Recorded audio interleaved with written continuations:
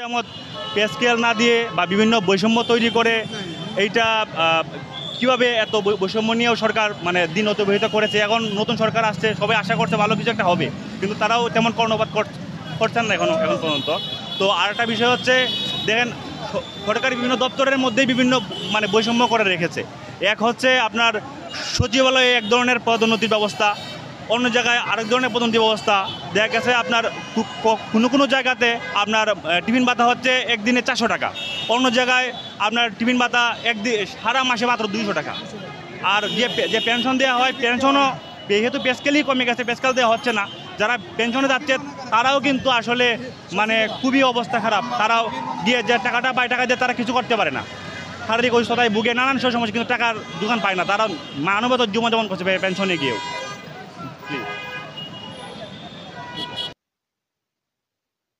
কোথায় আমি মনে করেন যে আমি ছেলে মেয়ে কীভাবে পড়াচ্ছি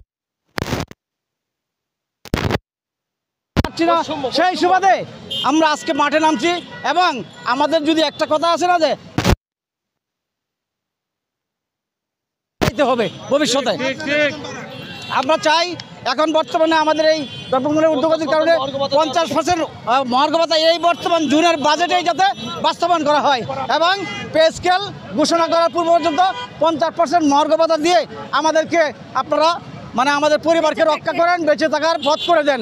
এই জন্য আমি সকলকে আপনাদের মিডিয়ার সামনে আমি সরকারকে জানানোর জন্য বিনীত অনুরোধ জানাচ্ছি, আপনারা অন্তত এই জুনের বাজেটে আপনারা 50% মহার্ঘ ভাতা দিয়ে চিন্তা করে আমাদেরকে বাঁচান, আমাদেরকে কর্মচারীদের রক্ষা করেন। এই কর্মচারীরাই কিন্তু আপনাদের বাংলাদেশের চালিকা শক্তি। এই কর্মচারীরা আপনাদের প্রতিষ্ঠানের দপ্তরের অগ্রণী ভূমিকা পালন করে। সেই কর্মচারীদেরকে আপনারা জানেন, একজন সচিব 78,000 টাকা বেতন পায়, তার গাড়ি সরকার দেয়, তেল ফ্রি দেয়, কাজের বুয়া দেয়, বিভিন্ন সার্ভিস তাদেরকে দেয়। 2,18,000 টাকা প্রায় পায়। আমরা ধরেন যে 8,200 টাকা, সর্বসাকুল্যে 15,900 টাকা পাই। তাহলে আমরা কীভাবে চলি আপনারা বলেন? আমরা অতীতে শুনছিলাম কিছুদিন আগে বাংলাদেশ সরকার একটা উদ্যোগ নিয়েছিল যে মহার্ঘ ভাতা দিবেন। কোনো রাজনৈতিক দলের নেতা বলছেন এটা দিলে ভালো হবে না, খারাপ হয়ে যাবে।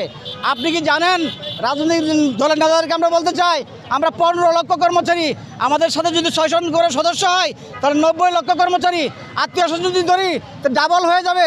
আমরা কিন্তু যাদের দেশের নাগরিক, আমরা কিন্তু দেশের ভোটার। একটু চিন্তা ভাবনা করে আপনারা কথা বলবেন। রাজনৈতিক দলগুলোকে উদ্দেশ্য করে বলছি, আপনারা চিন্তা ভাবনা করে কথা বলবেন। আপনারা বলেন মহার্ঘ ভাতা দিলে এটা মানে খারাপ হবে। আমরা চাই আমরা কর্মচারীরা শান্ত থাকতে চাই, আমরা আপনাদের কাজে সহযোগিতা করতে চাই, কিন্তু আমাদের পেটে যদি ভাত না থাকে, আমরা চোখের সরিষার ফুল দেখবো, তখন কি করব আমরা জানি না।